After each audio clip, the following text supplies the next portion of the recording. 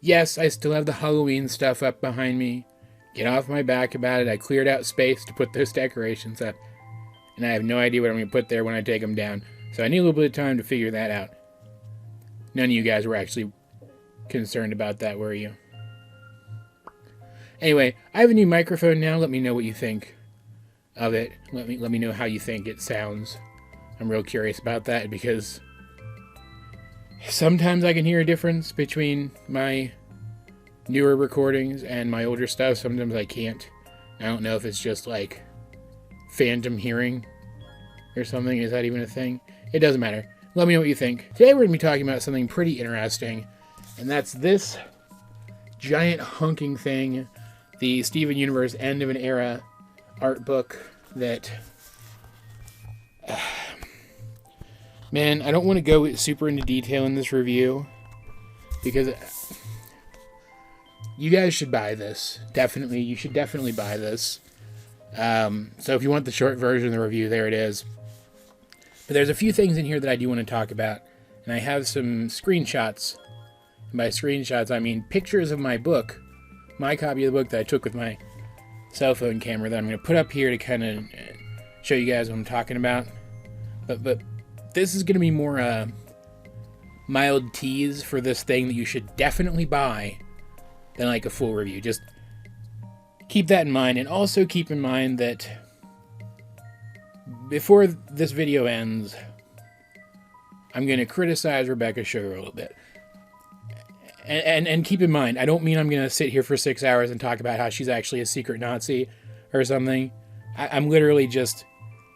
It's going to be super mild, I promise. It's just going to be a mild criticism about something she said in this book that I think speaks to an attitude that she has that irks me a little bit.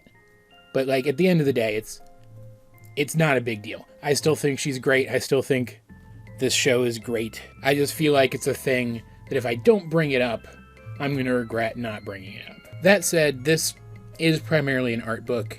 It is mostly artwork, a lot of which are backgrounds from the show and scenes from the show, but there's more in here. There are entire passages where effectively members of the crew were interviewed for this book about the creation process of the show, about what the thought process was going into making it, how decisions were made during the creative process, stuff like that. But this thing is super dense. Like, again, this is the book. It's freaking massive. Like look at that. There's so much in here, and enough of it is like text stuff. I haven't even finished reading through all of it yet. I've skimmed a lot of it. There are certain passages because they relate to certain aspects of the show's creation, certain eras of the show's creation. There are passages that I've read through because they interested me more, but I haven't even finished reading all the stuff in here.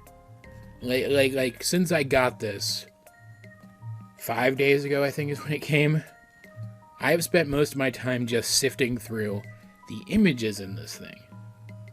That's how much content is here. It's absolutely nuts. And it feels like they really... I mean, it's called The End of an Era, so obviously it's going to focus on more the end of the show. But it feels like they specifically picked that as the theme so that they could talk about stuff that didn't really get covered enough in the show itself. Stuff like the off-colors, stuff like Homeworld and how it was designed. Because probably my favorite thing in this entire book is there are just pages upon pages of like alpha and beta designs for the off-colors, including this, I'm assuming, very early version of their designs that just looks completely different.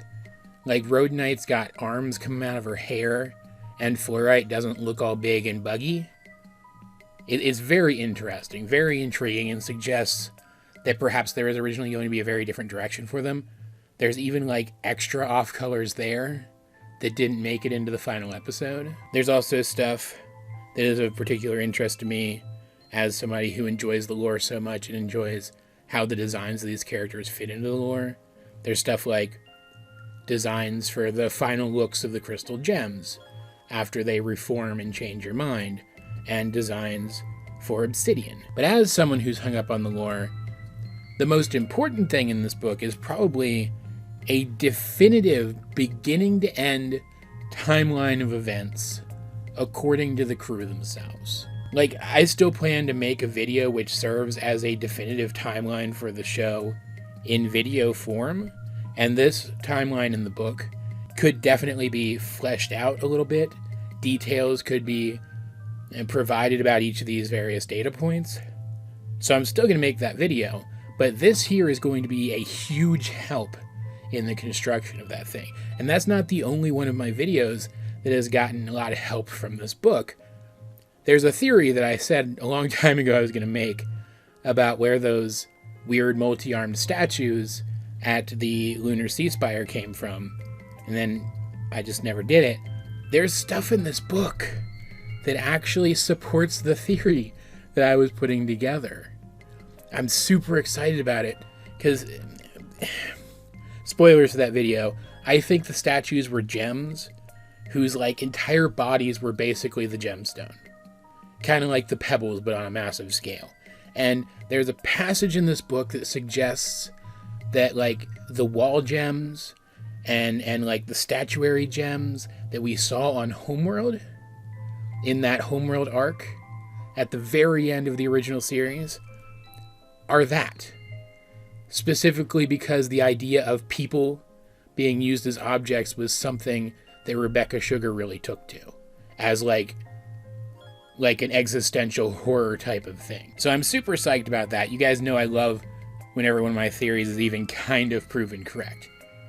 Because frankly, fewer of them have been proven correct than I would have liked over the years. And there's just pages and pages of stuff in here about Homeworld. It's absolutely nuts.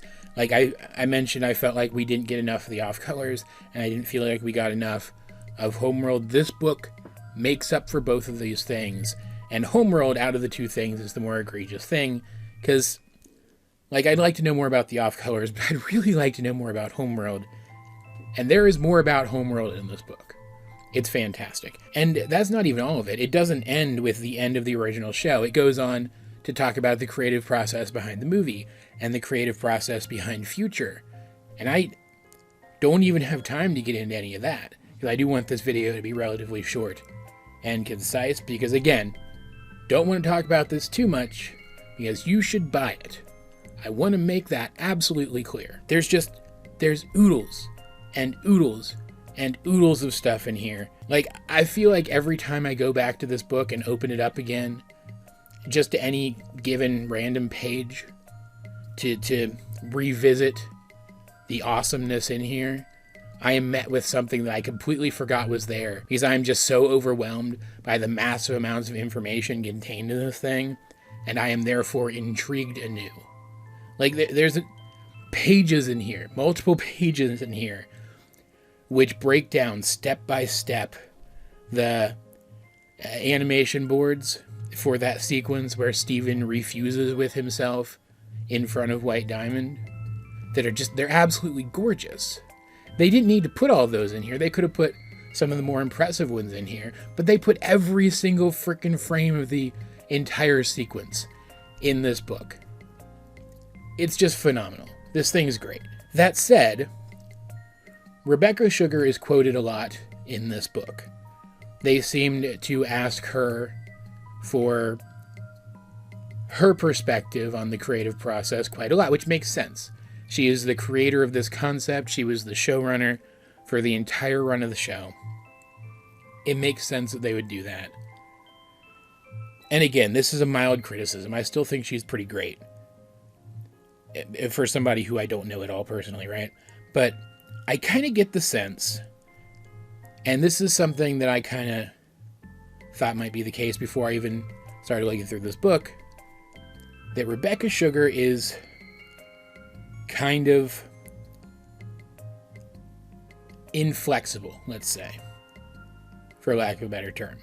I don't want to say stubborn, because that has kind of a negative connotation, but I kind of get the sense that she is someone who has trouble compromising when it comes to her own ideas. Because at one point in this book, she says that Cartoon Network pushed her for a long time to finally make it clear that Steven is the leader of the Crystal Gems. to which she claims definitively that he's not. And I will freely admit that this is up to interpretation. You can read Steven's relationship with the gems a couple of different ways.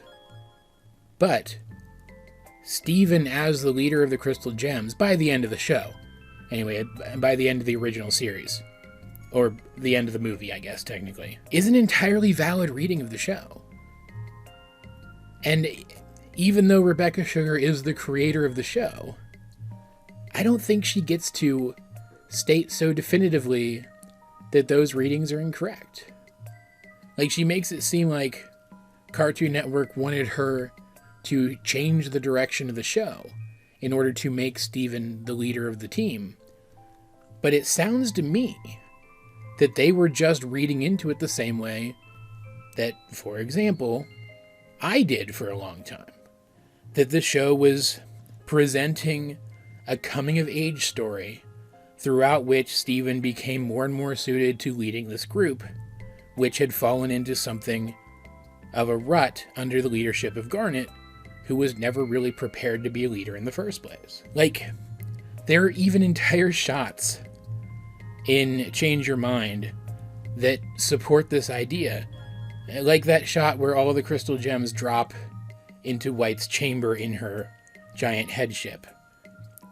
It directly parallels a shot from Serious Steven, where Steven is treated like the tag-along comic relief character, but here he lands competently at the front of the group and moves directly to confront White Diamond. And there are tons of times later on in the original series where Garnet starts to look to Steven and defer to Steven. And that's not to say that Garnet stopped being like the decision maker of the group. In the moment, when a decision needed to be made, she more oftentimes than not made it because she still had more experience than him. But there's a difference between a decision maker and a leader. Like, this is going to be a weird example, but I promise I'm not going to dwell on it too long. In early episodes of Star Trek The Next Generation, before that show stopped being terrible, even though Captain Picard, played by Patrick Stewart, was the leader of the ship and technically the lead character on the show, he was the biggest name in the cast, a lot of early episodes framed First Officer Riker as the true leader and often the true protagonist of the episodes. And the android was mentioned too. What is its price? We should like to purchase it. He is not for sale. Commander Data is second-hand merchandise, and you wouldn't want it. And the dynamic between Garnet and Steven later on in the original series isn't exactly that dynamic. So it's not like a one-to-one comparison or anything. But that's kind of the thing I'm talking about. Steven led the group forward, whereas Garnet was better at dealing with more status quo-y kinds of things, if that makes sense. And just to prove that this is something that I do read into some of Rebecca Sugar's comments, even in areas where I agree with her, her insistence that Rose was a terrible person is kind of this as well. I agree with her in that regard. I think Rose was awful. I think she is someone who, at best, was so short-sighted that she brought Steven into existence in a way where she could not protect him once he came into existence without recognizing what the consequences of that might be for him long term, and at worst brought him into existence knowing those consequences because she didn't want to face them herself. And in both of those scenarios, she doesn't come off looking squeaky clean. And that's just the stuff from after she became Rose Quartz full time. The stuff from back when she was still playing the role of Rose Quartz while still acting as Pink Diamond. There's a lot of questionable stuff that she did back then during that part of the timeline that makes her look, at best, irresponsible. Very irresponsible, and at worst, literally just as bad as the other Diamonds. But I will freely admit that it is an entirely valid reading of Rose to say that she was someone who struggled to be better practically her entire life, the entire part of her life where she actually had any agency, at least, and just made a lot of mistakes along the way because she was so sheltered that she didn't have enough life experience. That is an entirely valid reading of her character, and that does not paint her as a bad person. It paints her as a gray figure who just happened to be really unlucky, who happened to deal with a lot of unfortunate circumstances. And yet Rebecca Sugar insists that her initial intention for Rose is what Rose is, in a very final kind of way. And I think that speaks to a lack of creativity. Like, I wouldn't go so far as to call myself a writer, but I do write. And sometimes I realize in stories that I wrote myself with no other input from anyone else, that I outline from beginning to end, that the place I have taken my characters necessitates that I either back them up and try again, or that I adapt the story to fit who they've become. And I don't feel like Rebecca Sugar is good at that. Or at the very least, I think that a couple of the statements in this book suggest that she might not be good at that. But again, this is a minor thing. It's a nitpicky kind of thing. And that doesn't detract from this book. It still gives an insight into her mindset, which is super interesting. Because again, I think she's a very cool person. I'd like to know more about her. This is a thing now that I feel I know more about her. So I'm happy to have read about it in this book. So like, that's not me saying, don't get this book because of this thing. It's just an observation that I had. And again, just to make things 100% clear, I'm absolutely recommending this book. I will put a link to where you can get it, probably on Amazon or something, down in the description below, unless I forget, in which case comment and tell me that I forgot, and I'll do it later. But if you are a fan of Steven Universe, as I would hope you are if you come to my channel and click on my Steven Universe videos, this feels like a must-have to me as a Steven Universe fan. But as per usual, I'd like to know what you guys think of the thing that I'm talking about. So if you guys have had the opportunity to look through Steven Universe End of an Era, what did you think of it? And just in the off chance that there's an aspect of this book, like a section of this book that I haven't gotten to yet that you really feel like I need to look into, tell me what your favorite section is. That might be fun. That might be a fun thing to talk about in the comics. Either way, get this book. Either way, this has been AJ22, and I will talk to you guys later.